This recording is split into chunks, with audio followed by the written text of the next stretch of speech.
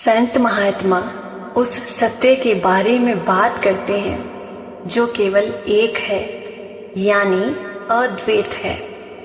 वह हमें उस सत्य के बारे में बताते हैं जो अटल है, कभी नहीं बदलता। लेकिन हम उस सत्य को समझने के काबिल नहीं हैं, क्योंकि हमने तो केवल ऐसी असलियत को देखा है जो हमेशा बदलती है, जहाँ सब कुछ क्षण भंगुर और एक दूसरे से अलग है। हमारे मन का दायरा शब्दों, प्रतीकों और धारणाओं तक ही सीमित है। इसमें उस सत्य को समझने की ताकत नहीं है। इसलिए कहा जाता है कि रूहानियत सिखाई नहीं जाती, बल्कि ग्रहण की जाती है। रूहानियत को उसी व्यक्ति से हासिल किया जा सकता है जिसके पास यह है, और इसका अनुभव भी वही कर सकता है जिसको इसकी तड़प है। जब बात रूहानी सत्य की आती है, तो जो कुछ भी हमारे अनुभव से परे है वह परे ही है, यानी वह हमारे अनुभव से परे है, हमारे ज्ञान से परे है, हमारी समझ से भी परे है। हो सकता है कि रूहानियत किसी और का अनुभव हो, या फिर इतिहास में बताए गए सभी संतों का अनुभव हो, लेकिन हमारे लिए तो यह केवल एक धारणा है, एक ख्याल है। रूहानियत के बारे में हमें जो भी जानकारी है, अगर हमें उसका अनुभव नहीं है तो वह सिर्फ एक धारणा है, इसके अलावा कुछ नहीं है।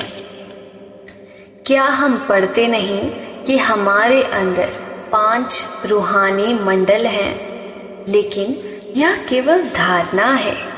क्या हम पढ़ते नहीं कि हमारे सारे संचित कर्म कारण मंडल पर जमा हैं, और आखिर में ये हमारे भजन सिमरन से ही खत्म होंगे। यह भी सिर्फ एक धारणा है। हम यह भी पढ़ते हैं कि सतगुरु का नूरी स्वरूप तीसरे तिल पर हमारा इंतजार कर रहा है। यह भी सिर्फ धारणा ही है। दरअसल हमारे लिए वही ठोस सत्य है जिसका हमने अनुभव किया है। अनुमान, विचार, धारणाएं, कल्पनाएं आदि आदि। समस्या यह है कि संत महात्माओं के वचन इतने मनमोहक, इतने प्रेरणा देने वाले और इतने आशा भरे होते हैं कि हम पूरी लगन से सारी जिंदगी उनके वचनों को समझने में ही लगा देते हैं। फिर हम बड़ी आसानी से सोच लेते हैं कि हमें समझ आ गई है। हम उनके शब्दों की सच्चाई को या तो अपने ढंग से समझ लेते हैं, या फिर हमें कुछ भी समझ नहीं आता। रूहानियत के बारे में बनी हमारी धारणाओं के कारण हमें ऐसा लगने लगता है कि हम रूहानियत के बारे में सब कुछ जानते हैं।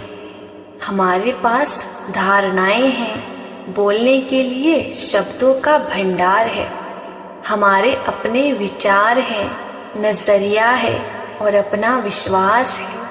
हमारी धारणाएं हमें सही दिशा में लेकर जा तो सकती हैं, लेकिन यही धारणाएं सत्य के अनुभव में रुकावट भी खड़ी कर सकती हैं। हमारी असली समस्या यह है कि चेतना के इस स्तर पर हम सिर्फ धारणाओं के आधार पर ही किसी बात को समझ सकते हैं। इस पर हमारा कोई वश नहीं है।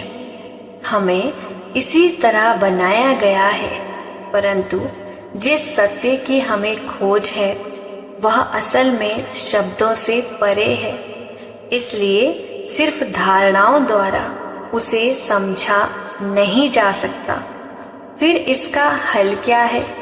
संत सतगुरु पूरी तरह से व्यावहारिक होते हैं।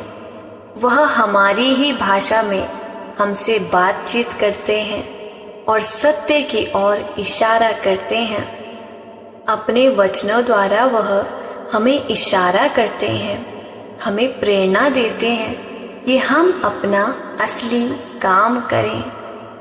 इस समय जितनी हमारी समझ है, हमें उससे आगे ले जाने के लिए संत सतगुरु कथा कहानियों का इस्तेमाल किया करते हैं। वह दृष्टांत देते हैं, उपमा और कल्पनाओं द्वारा समझाते हैं। मिसाल के तौर पर वह हमें बताते हैं कि अगर परमात्मा समुद्र की तरह है तो सतगुरु उसकी लहर की तरह है और हमारी आत्मा उस समुद्र का एक कतरा है।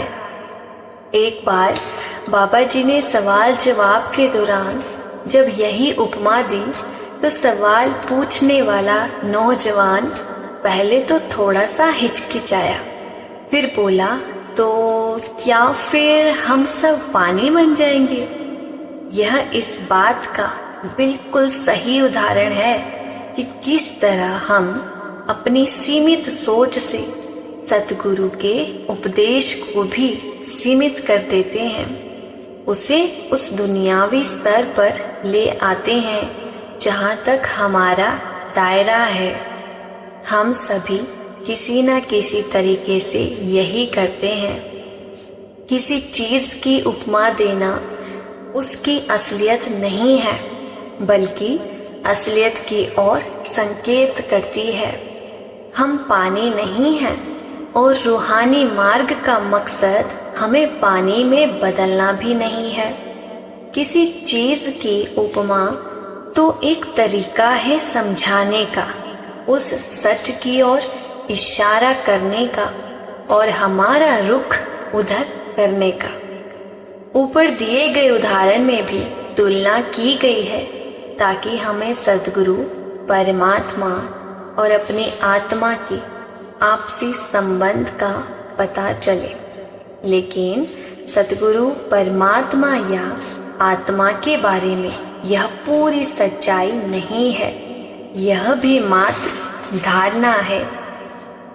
बड़े महाराज जी ने लिखा है, बेशक परमात्मा बिजली की तरह हर जगह है, लेकिन सतगुरु वह स्रोत है जहाँ से परमात्मा का नूर प्रकट होता है। यह भी एक उपमा है। सतगुरु के बारे में यह पूर्ण सत्य नहीं है, लेकिन इससे हमें कुछ अंदाजा हो जाता है कि हम क्यों सतगुरु की ओर आकर्षित होते हैं और यह किसका नूर है जो हमें सतगुरु की ओर आकर्षित करता है। भगवत गीता में हमने अर्जुन के बारे में यह कहानी पढ़ी है जिसमें उसने अपने प्यारे गुरु भगवान कृष्ण से पूछा, आप बड़ी महान बातें करते हैं, आप तर्क भी बड़े अच्छे देते हैं, फिर भी मेरे मन में शंकाएं बनी रहती हैं, क्योंकि जो आप कहते हैं मैंने उसका अनुभव तो किया ही नहीं। आप मुझे कोई ऐसा अनुभव क्यों नहीं करवा देते ताकि मेरी शंकाएं दूर हो जाएं। भगवान कृष्ण ने उत्तर दिया कि वह ऐसा ही करेंगे। फिर एक पल में उन्होंने विराट रूप धारण कर लिया। असंख्य लोग उस विराट रूप के इर्द गिर्द घूम रहे थे। अर्जुन बहुत डर गया और उसे लगा कि वह पागल हो जाएगा। डर के मारे वह चिल्लाया, कृपया अपने सामान्य रूप में लौट आइए, मुझे बहुत डर लग रहा है। भगवान कृष्ण अपने मानव रूप में लौट आए और बोले, मैं जानता था कि तुम तैयार नहीं हो। यह भी एक कहानी है। इससे हमें यह पता चलता है कि हमारी इंद्रियां हमारी सोच समझ को सीमित कर देती हैं। इससे हमें सतगुरु के बारे में थोड़ा बहुत अंदाजा तो हो जाता है, लेकिन इससे सत्य का ज्ञान नहीं होता, बल्कि इससे हमारे मन में एक धारणा बन जाती है।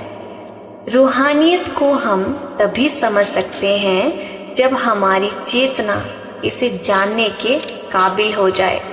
हालांकि हम संतों का उपदेश सुनते हैं, लेकिन उसे अपनी चेतना के स्तर के मुताबिक उतना ही समझ पाते हैं। अपने वचनों द्वारा सद्गुरु हमारे अंदर जागरूकता का बीज तो बो देते हैं, लेकिन उनके वचनों को समझने के लिए हमें चेतना की उच्च अवस्था को हासिल करना होगा। जैसा कि बाबा जी अक्सर कहते हैं, भजन सिमरन करते हुए सब कुछ भूल जाओ, यहाँ तक कि खुद को भी भूल जाना है।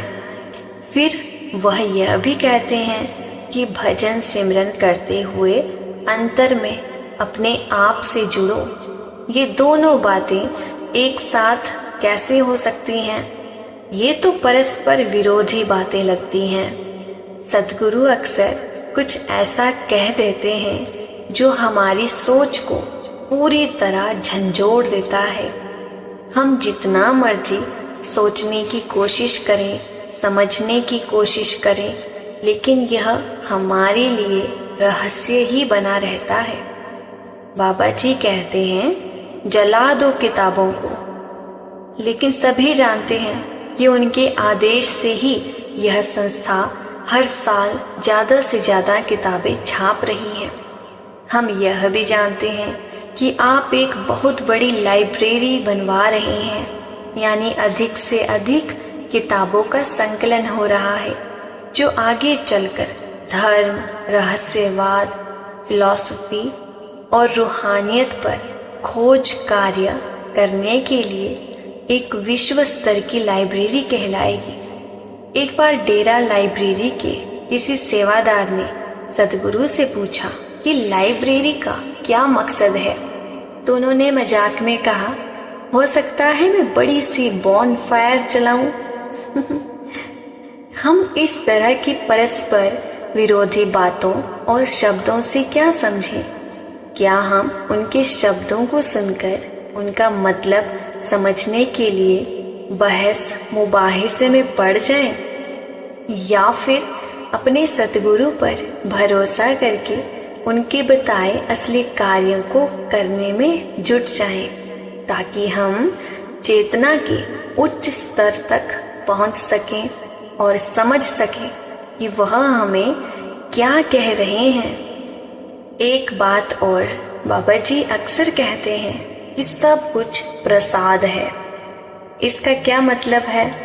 यह तो हम समझ ही सकते हैं कि प्रसाद सत्संगी के लिए सद्गुरु का दिया तोहफा है।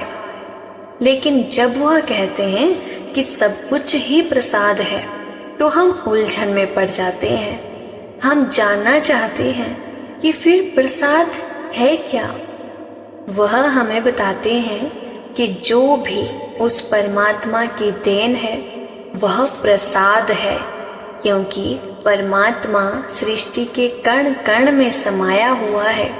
इसलिए अपने आसपास हम जो भी देखते हैं, जिसे भी छूते हैं, क्या वह सब उसकी देन नहीं है? हमारी हर सांस क्या उस परमात्मा से मिला तोहफा नहीं है? क्या हमें यह बात समझ नहीं आती कि हमारी हर सांस प्रसाद है? अगर ऐसी बात है तो फिर हमें हैरानी होती है कि क्यों सतगुरु मिश्री के पैकेट पर दृष्टि डालकर संगत को प्रसाद देते हैं। ये दोनों बातें एक साथ कैसे हो सकती हैं? बाबा जी के होठों पर मुस्कान और आंखों में चमक होती है जब वह दोहराते हैं, सब कुछ प्रसाद है। सतगुरु कहते हैं कि सब कुछ प्रसाद है, पर हम उनके वचनों को समझ नहीं पाते। हम केवल उनके चेहरे के भाव देखते हैं, उनके दिल को छू लेने वाली मुस्कान को मुस्कान का आनंद लेते हैं, लेकिन उनके कहे वचनों को भूल जाते हैं। हम दिखावे में पड़े रहते हैं, क्योंकि हमें दुनिया में इनाम पाने की इतनी आदत पड़ी हुई है। इसलिए हम इन बेड़ियों से आजाद नहीं हो पाते। हमारी उसी ज़रूरत को देखते हुए अपना प्यार जाहिर करने के लिए सतगुरु हमें प्रसाद देते हैं। वह हमें हमेशा प्रेरणा और प्रोत्साहन देने के लिए प्रसाद देते हैं। सतगुरु अपने रहस्यमय ढंग से हमें सोचने पर मजबूर कर देते हैं और हमें सचेत करने के लिए हमारे अंदर ऐसा बीज बो देते हैं ताकि हमें समझ आए। फिर प्रसाद क्या है? जो प्रसाद हमें बाहर मिलता है वह उस नियामत का एक छोटा सा नमूना है जो अंतर में हमारा इंतजार कर रहा है।